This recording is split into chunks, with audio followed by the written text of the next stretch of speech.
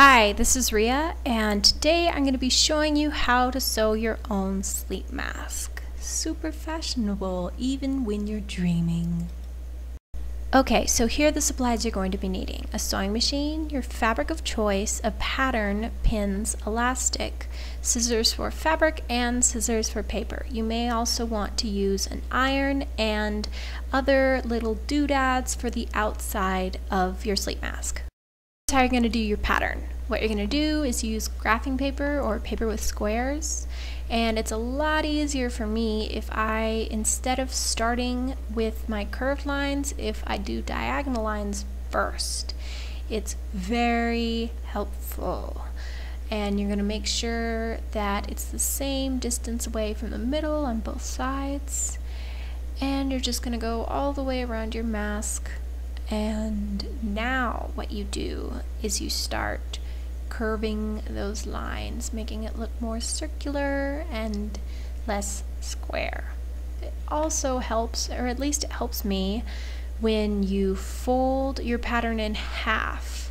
And since I have so many lines going on from testing out how it looks, it's really helpful to go back around those lines in a darker marker than your original pen or pencil, just to be able to see the line that you're going to be cutting out. Make sure you leave a seam allowance of at least 1 inch when you cut around the edge. And voila, there you have your pattern. Now you're going to want to try on your pattern and make sure it's what you wanted. Because this is a light fabric, I wasn't able to use chalk when outlining the edge of my pattern onto my fabric. Usually you pin your pattern onto your fabric, but I like drawing around the edge. So I'm using a pen here. Make sure if you're going to use something with ink, it doesn't have a lot of ink or it's not very thin fabric. Otherwise it's going to seep through and you may ruin your fabric. So what you're going to do is just draw all the way around your pattern and it will be ready to cut out. Now all you're going to have to do is cut out around the line that you just drew on your fabric, making sure not to go inside the line. Cut out 3 pieces, one for the lining, one for the outer, and one for the inner. This step is optional, but I'm drawing an applique which is going to go on the cover of my sleep mask. Then once you cut out your pattern, pin it to some fabric, cut out the pattern on the fabric, and then you're going to want to sew it to your sleep mask.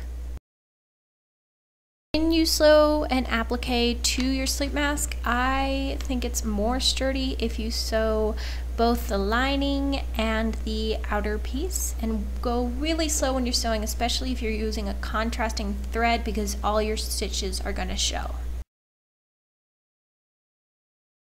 Now here's how to measure your elastic. Wrap it all the way around your head, making sure that both ends reach the top of your ears, and also making sure that when you stretch the elastic, it goes almost all the way around your head. This is so that you can put on and take off your sleep mask. Okay, now what you're going to do is fold your sleep mask in half and make a mark in the middle on both sides. This is so that you can line up your elastic with both middle marks on both sides and make sure your elastic isn't sewn on lopsided. You can also mark it with pins. I just use pen because it's a little quicker. Now you're going to line up your elastic and pin it on, and you're going to have some extra elastic that sort of curls up in the middle, and you're going to want to pin that down. Here's why: because if you don't pin it down, there's a chance that you're going to sew the middle of the elastic along with the rest of your sleep mask, which is pretty tedious, because then that means you're going to have to take apart all the stitches, and it may also ruin your elastic. So just take precautions, pin it down, it'll save tons of time.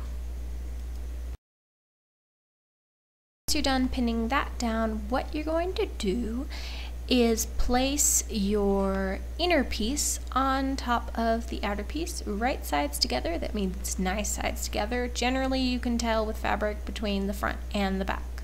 So front sides together, And here I'm just taking out the pins from the elastic and then pinning all 3 layers together to make it nice and neat. Sew all the way around your sleep mask. Make sure you leave a gap at the forehead area of the sleep mask of about 2 inches, just so that you can turn it inside out. It's easier to remember the gap when you mark it with pins. Some fancy hand movements. You're almost done with your sleep mask. You just have to sew up the gap.